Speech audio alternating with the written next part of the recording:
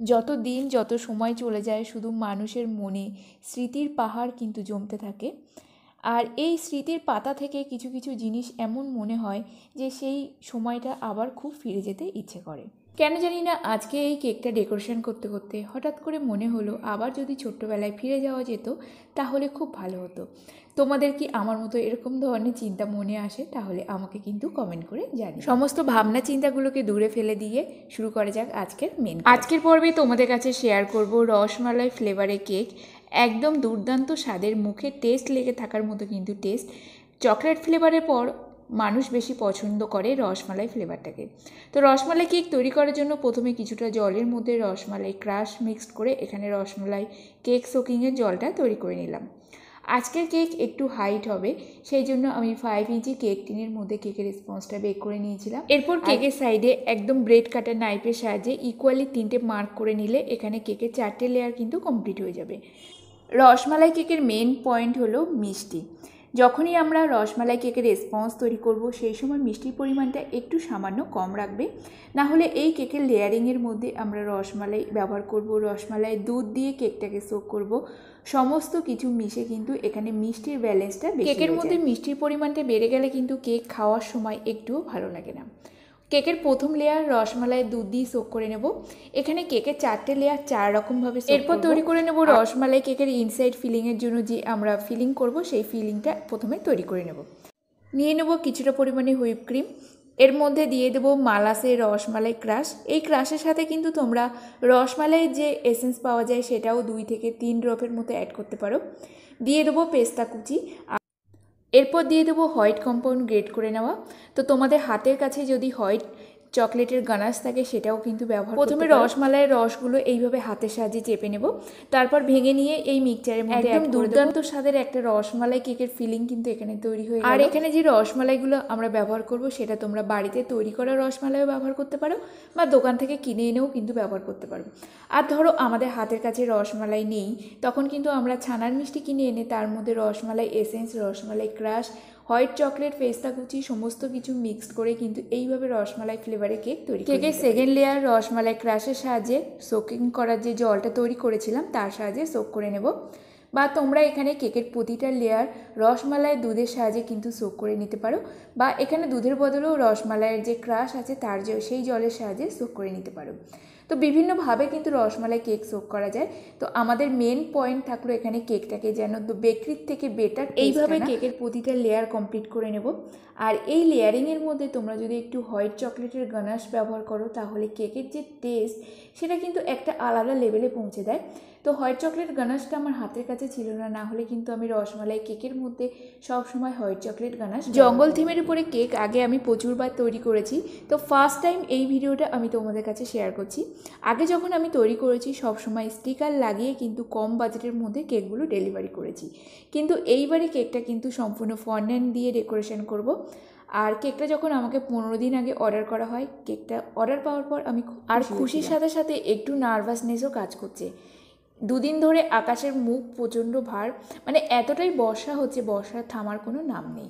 আর এই বর্ষার মধ্যে ফন্ডেন্ট নিয়ে কাজ করা খুবই মুশকিল। ফন্ডেন্ট কিন্তু ঠিকঠাকভাবে সেটিং না করলে ফন্ডেন্ট কিন্তু গলে যায়।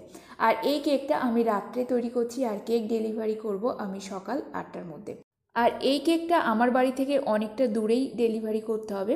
তো এইরকম টাইমিংয়ের মধ্যে যদি কেকের অর্ডার আসে তাহলে কাস্টমারকে কিন্তু আমি একদমই কনফার্ম করে নিই। ফন্ডেন্ট কেক ফ্রিজ থেকে বের করার পর তোমরা অবশ্যই খেয়াল করে দেখবে ফন্ডেন্টের গায়ে কিন্তু একটা চ্যাটচেটে ভাব চলে আসে, মানে কিছুটা পরিমাণে ফন্ডেন্ট কিন্তু এখানে গলে গলে যায়। তো এই গলা ভাবটা থাকলে কিন্তু অবশ্যই আমাদের কাছে কমপ্লেন করবে না।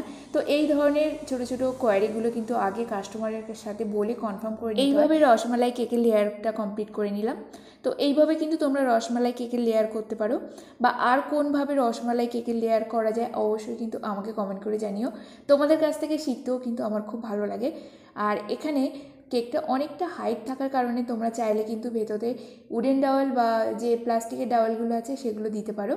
আর কেকটা যদি অনেক দূর ডেলিভারি করতে হয় সেক্ষেত্রে কিন্তু তোমরা এখানে ডাওয়েলটা অবশ্যই ব্যবহার করো। তো এই কেকের মধ্যে কোনো প্রকার আমি ডাওয়েল ব্যবহার করছি না। এরপর কেকটাকে আমরা টার্ন টেবিল থেকে তুলে নেব কেক বোর্ডের উপরে। কেক বোর্ডের উপরে তুলে নেওয়ার পর কেকটাকে সম্পূর্ণ ঠান্ডা করে নিয়ে এখানে আমি একদম ফাইনাল ফ্রস্টিং করে নিয়েছিলাম। ফাইনাল ফ্রস্টিংয়ের ভিডিওটা আমি তোমাদের কাছে শেয়ার করিনি। একদম ডিপ শেডের গ্রিন কালার তৈরি করব।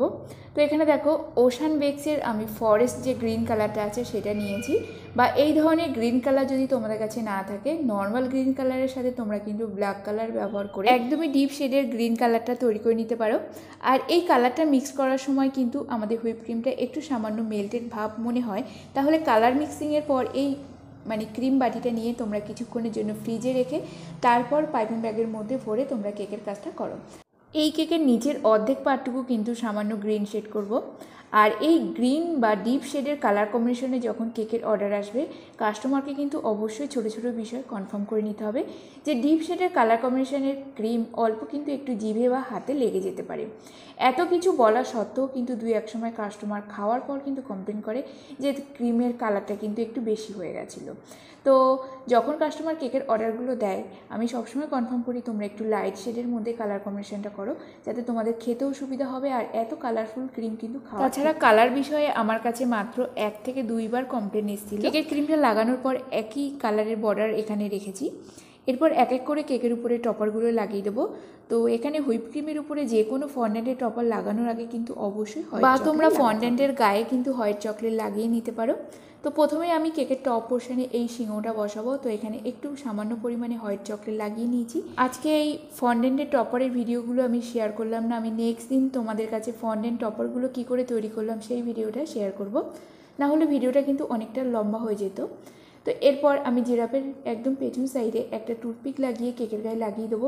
এইভাবে লাগালে কিন্তু জিরাফটা কোনোভাবে এদিক ওদিক নড়ে যাবে না। আর চাইলে কিন্তু তোমরা জিরাফের পেছন সাইডের দিকে কিন্তু অবশ্যই একটু হোয়াইট চকলেট লাগাতে পারো। যেহেতু জিরাফটা একদম কেকের বেসের উপরে লাগাচ্ছি, সেই জন্য আমি আর হোয়াইট চকলেট লাগালাম না। এরপর এক এক করে এখানে ফন্ডেন্টের পাতা তৈরি করে নিয়েছিলাম, সেগুলো লাগাবো। প্রতিটা পাতার পেছন সাইডে খুব সামান্য পরিমাণে এখানে চকলেট লাগিয়ে নিয়েছি। আর পাতাগুলো কিন্তু তোমরা একটু মোটা বা পাতলা রাখতে পারো। যদি পাতলা রাখো তাহলে অবশ্যই কিন্তু এখানে হোয়াইট চকলেটের লেয়ারটা একটু মোটা দিতে হবে। এইভাবে প্রতিটা ফন্ডেন্টের টপারের পেছন সাইডে যদি হোয়াইট চকলেট লাগানো হয়, তাহলে কোনোভাবে কিন্তু চকলেটের টপারগুলো ক্রিমের গা থেকে একদমই নিচের দিকে নেমে আসবে না। আর পাতাগুলোর মাঝে কিন্তু আমি একটা করে টুথপিক লাগিয়ে দিয়েছি, যাতে পাতাগুলো খুব সুন্দরভাবে যেন সোজা হয়ে দাঁড়িয়ে থাকে। এই কেকটার প্রাইস কত হতে পারে বন্ধুরা, তোমরা কিন্তু অবশ্যই কমেন্ট করে জানিও। তারপরে গিয়ে আমি কত দামের কেকটা সেল করেছি সেটা আমি তোমাদের কাছে। আজকের কেকের ডেকোরেশনটা কেমন লাগলো বন্ধুরা অবশ্যই কমেন্ট করে জানিও। আর কেক সম্পর্কিত যে ছোটো ছোটো টিপস তোমাদের কাছে শেয়ার করলাম, আশা করি অনেক হেল্পফুল হবে। আর যদি কোনো বিষয়ে তোমাদের কোয়ারি থাকে আমাকে কিন্তু কমেন্ট করে জানাতে পারো। আজকে তোমাদের জন্য একটাই কোশ্চেন থাকলো, এই কেকটা যার জন্য তৈরি করছি সে কি বার্থডে গার্ল নাকি বার্থডে বয়? অবশ্যই কিন্তু আমাকে কমেন্ট করে জানিও। তো আজকের মতো ভিডিওটি এখানেই শেষ করছি, দেখা হবে নতুন একটা পর্বে। ততক্ষণ সবাই ভালো থাকবে, সুস্থ থাকবে। আর ভিডিওটি ভালো লেগে থাকলে লাইক, কমেন্ট, শেয়ার, সাবস্ক্রাইব করে দেবে।